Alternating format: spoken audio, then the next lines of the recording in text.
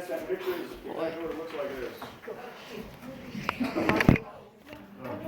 British burned the White House down. Oh, you're just hi. That's Fiona when she's cooking. Huh? I said that's Fiona's house when she's cooking. Okay, I only lit something on fire one time. Oh no, wait. So Don't swag. act like you didn't love that.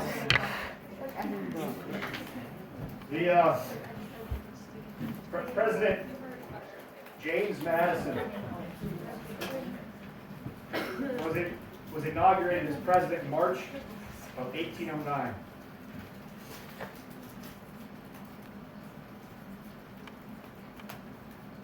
He is part of what is going to become known as the Virginia dynasty.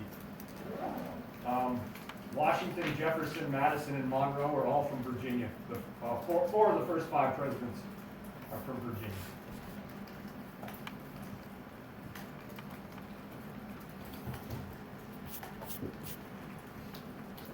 Yes. Is this under the A yet? Or is Yeah, it's under, yeah.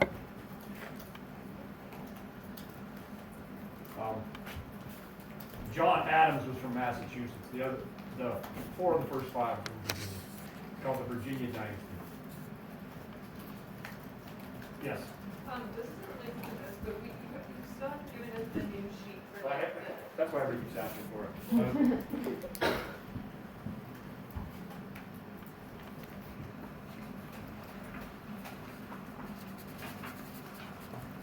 What are these notes? Not really, I didn't have to pass these out.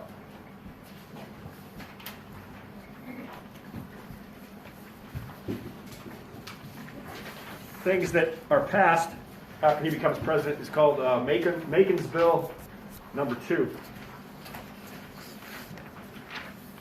I think you just need one.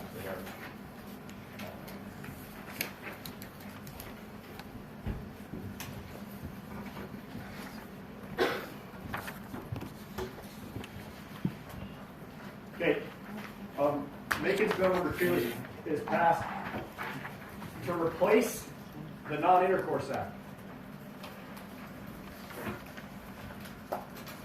To replace the what? The Non-Intercourse Act, which was, if you remember, was passed right at the end of Jefferson's presidency. The Non-Intercourse Act was the one that replaced yes. Yeah. Well, what did they replace? They replaced the Non-Intercourse Act of 1809.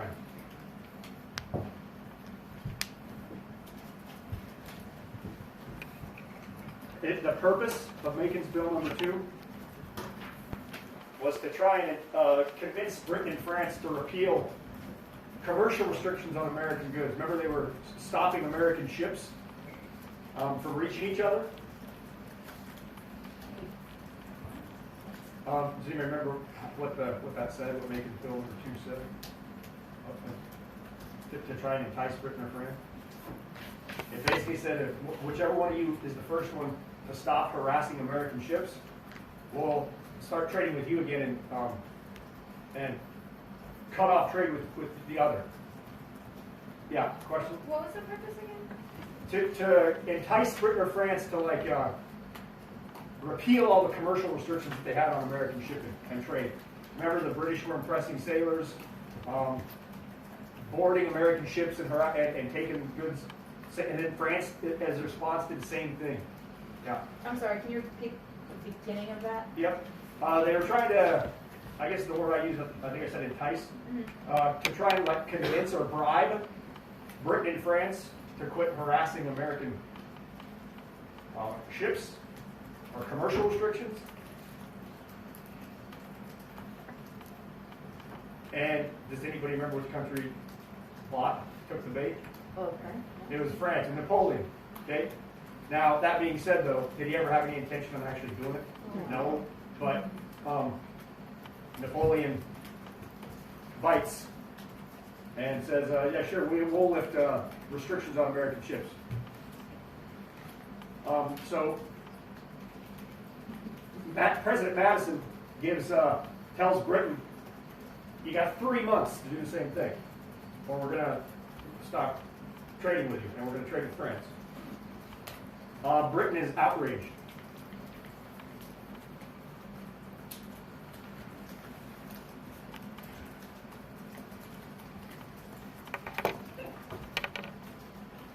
Okay, and we see a group of people in Congress called war hawks.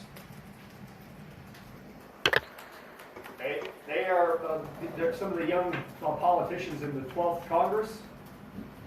War hawks were politicians from the South and from the West that wanted us to go to war with England.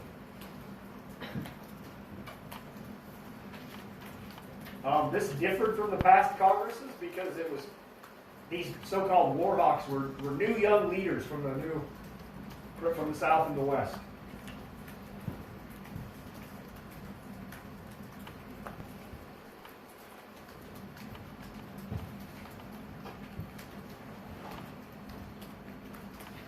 One of them was Henry Clay. He was both these guys are Democrat Republicans at the time. Okay, Henry Clay was from Kentucky, and he was actually elected as Speaker of the House.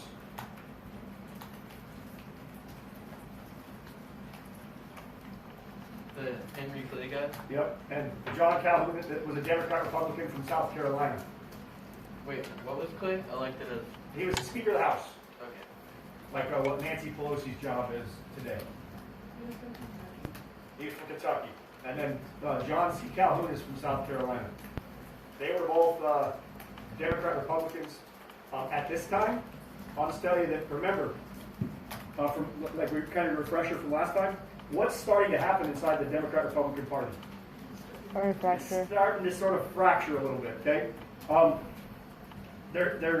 Remember the Yazoo land controversy, the Embargo Act, okay? It's starting to fracture, the party's fracturing even more over the issue of whether we should go to war with England.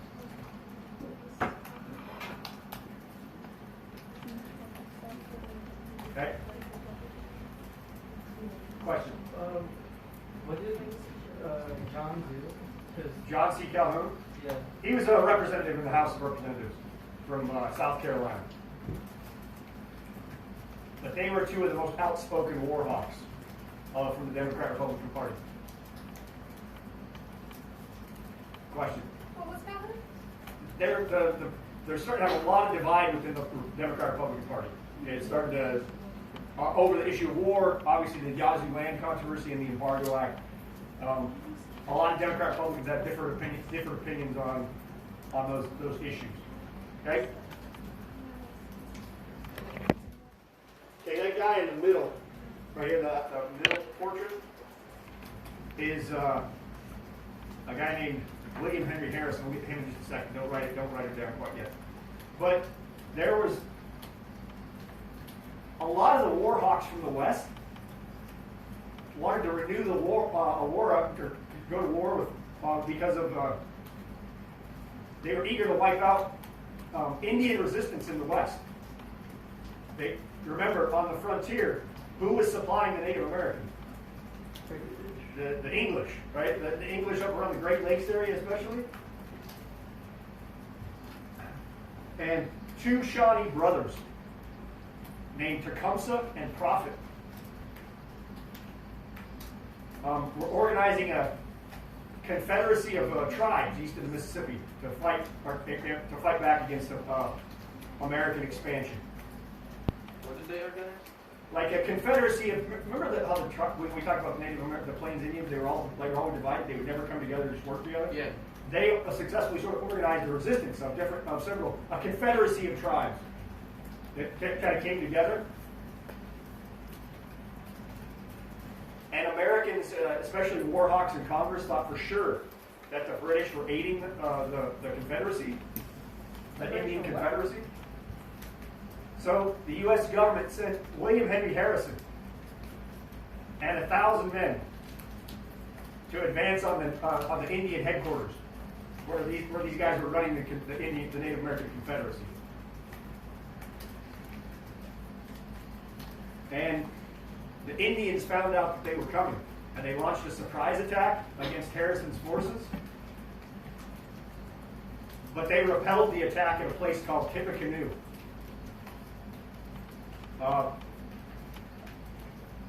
they repelled the Indian attack. Tippecanoe is in what today would be considered Indiana. And they eventually torched the settlement where the Confederacy was headquartered. The significance is that it virtually ends the Indian threat on the frontier. And the Indians were pushed further west, where they eventually, and which obviously spurred American Western expansion. Yeah. And you said Madison sent William Henry Harrison, right? Yep. Anybody know what's going to be William Henry Harrison's claim to fame down the road?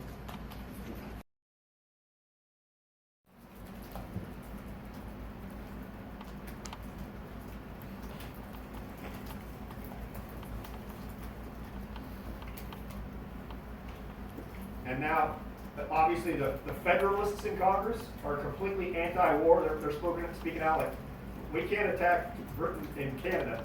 They'll declare war on us. We will officially be war. The war hawks are saying that's exactly right. Federalists wanted the opposite. Okay? Because remember, where do most Federalists tend to live? North. What part of the country did Federalists tend to be? North. Like the Northeast, up in the New England states. And they want to just sell goods and get rich. And they don't want to be at war with England. Okay? They want to sell their merchandise. So most of the Federalists are against this whole idea. But the war hawks are going to get their way. Okay, in June of 1812, we declared war.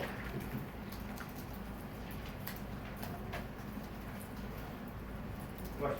So what were the main reasons they wanted to declare war against England? Like, because of the impressment of American sailors, harassing American shipping, and aiding Native Americans against the United States.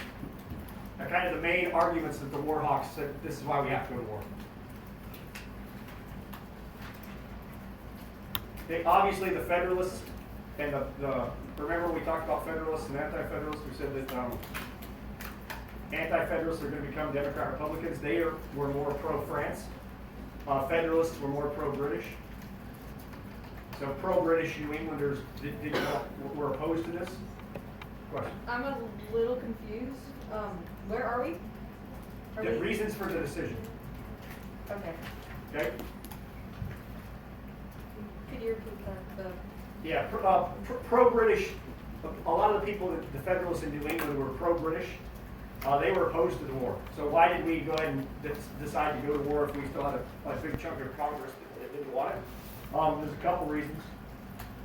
Democrat Republicans were way more pro-France. So they wanted war with England.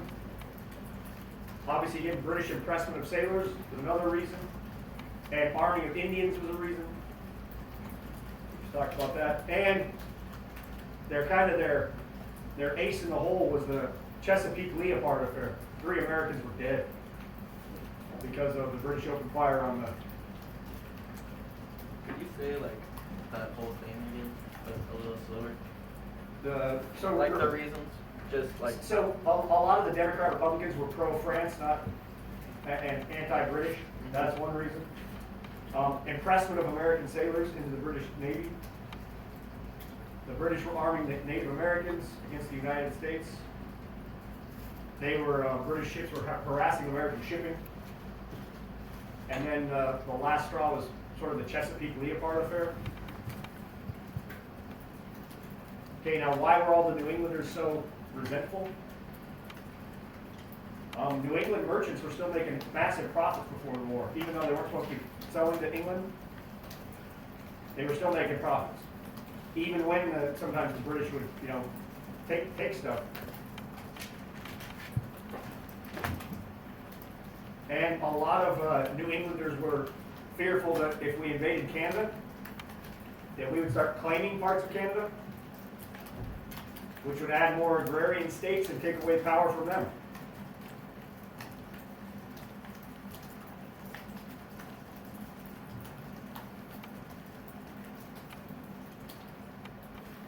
Okay, I'm going to we're gonna stop there for today. We're gonna finish it tomorrow.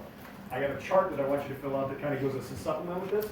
And then when you take your pictures of the notes at the, later on, you can take a picture of each side of the chart and put them in the slide as well. Okay, it's gonna look, you're gonna want your Chromebook. And I know some of you brought your